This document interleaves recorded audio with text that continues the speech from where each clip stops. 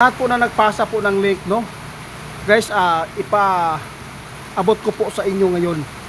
Susubukan natin po ngayon na kausapin ang kaibigan sa pamamagitan po ng ating pagtawag sa kanilang pangalan.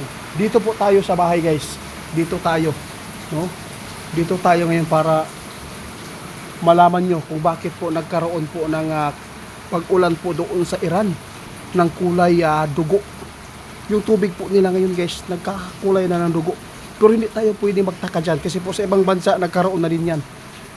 Dito tayo mismo sa bahay ko, guys. Subukan natin tawagin si kaibigan kung makarating ba para po malaman natin kasi maraming nagtatanong kung bakit po daw nangyari mula nang inatake po nila yung Israel. Baka daw ito po daw yung karma. Baka nagalit po ang Panginoon. Kaya kaibigan, tinatawagan kita kaibigan, sana po makarating ka po ngayong araw na ito. Salamat. Guys, grabe, hindi ako makapaniwala, guys. Mismo sa bahay natin, guys, nandito sila. Kaibigan, maulan na hapon po. Kailangan ko talaga ang presensya mo dito sa bahay ko. Dahil po gusto kong malaman po kung ano po pa ang katotohanan dito. Kung totoo man po itong nangyari sa Iran. Sinasabi po nila baka po daw ito ay karma. Bakit po nangyayari po doon sa Iran, kaibigan, na mayroong kulay na dugo ang kanilang mga tubig at saka nag-uulan po daw ng kulay dugo po yung ulan po nila doon, kaibigan.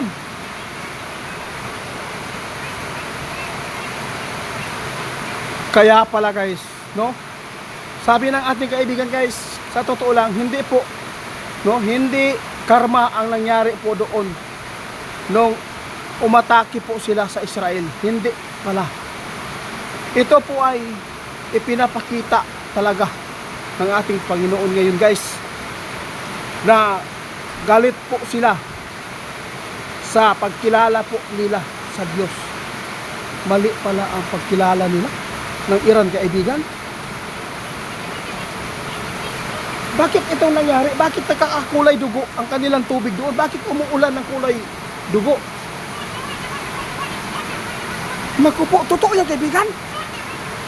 Guys, alam po ninyo, sinabi po ng ating kaibigan noon na meron siyang video dito, guys, sa atin na kung ano man po ang dinanas po noong kanunuan po daw nila, kaibigan, noon na lahat ng katubigan ay nagkakakulay dugo. At saka yung mga palaka nagsusulputan noon at saka yung mga virus, guys. Sa totoo lang, sabi ng ating kaibigan, pakinggan nyo.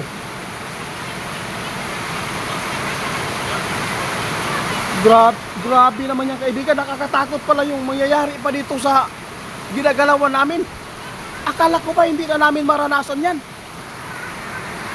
Guys, unti-unti nang nagpakita ng galit ang Panginoon doon sa Iran ngayon.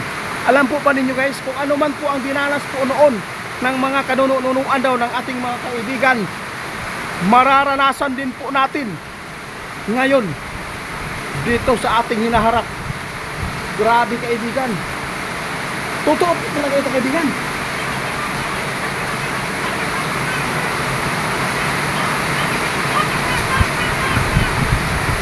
Ito po yung sabi ng ating kaibigan, guys. Hindi po karma ang nangyari doon sa Iran nung atakihin nila ang Israel. Pero, guys, galit ang Panginoon sa mga nangyayari doon sa Iran ngayon dahil po mali daw ang kanilang pagkilala, kaya ipinapakita nila, no, ang kapangyarihan ng Panginoon. Ito po yung sabi ng ating kaibigan, guys. Ipakishare po, guys, para hindi kayo magtaka. Mararanasan pa rin daw natin kung ano po ang naranasan po ng mga kanunuan noon. Grabe, kahit maulan, guys. Ang kaibigan, totoo yan. Naku po, ito po yung sinasabi natin, guys, na grabe talaga ang mga nangyayari ngayon dito, guys, sa mundo natin. Dahil po sa mga taong ginagawa po nila ang mga kamalian na hindi po nila nasunod po ang aral na tama. Kaya ito po ang ipinapaabot ng ating kaibigan ngayon, guys. Galit, hindi po yung karma. Nung ang Israel po ay umatake, hindi naman po perfecto yung Israel ngayon. Yun po ang totoo. Grabe kaibigan, maraming salamat po sa inyo. Grabe ko lang guys. Woo! Ilan? Totoo po yan kaibigan?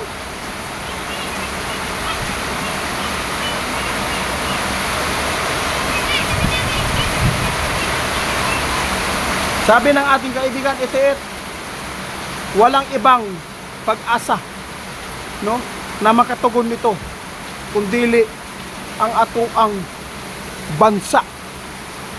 Sa totoo lang, tayo na lang po ang inaasahan ngayon guys, na tayo ay makatupad sa tamang pagsunod.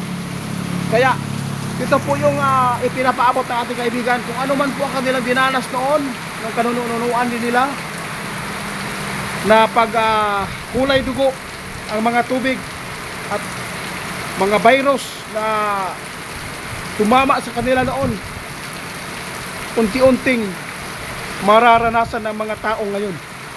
Salamat po kaibigan sa inyong pagpapaabot at sa kayong pagtugon po ninyo ngayon sa bahay ko mismo dito. Napakabuti po ninyong kaibigan. Kaya ako ay nagpapasalamat sa inyo na sana hindi kayo magsasawa na magbigay po ng babala at saka yung mga gusto ng mga tao na itanong sa inyo. Kaya pala guys, ipaliwanag ko uli ha. So, ito po sabi ng ating kaibigan. Alam po ba niyo guys, no?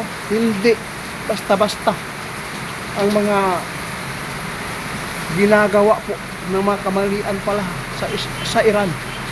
No, hindi pala karma ang nangyari. Dahil po hindi naman po tama ang mga ginawa din ng Israel ngayon. Yun po ang totoo sabi ng ating kaibigan. Mararanasan natin guys. Ipinapakilala lang po, no, ng Panginoon na mayroong dapat po na sambahin at paniniwalaan. Kaya yung Israel guys, nais nilang magsarili ng kanilang kakayahan. Hindi nila naalala pa na mayroon pang mas makapangyarihan sa lahat. Kaya ipinapakita po nila ang mga amazing na dapat makikita ng mga Iranian. Kaya ito po ang sabi ng ating kaibigan, walang ibang pag-asa na makasunod dito kundi ang Pilipinas lang guys. Ito na lang po inaasahan ng Panginoon ngayon. Salamat kaibigan.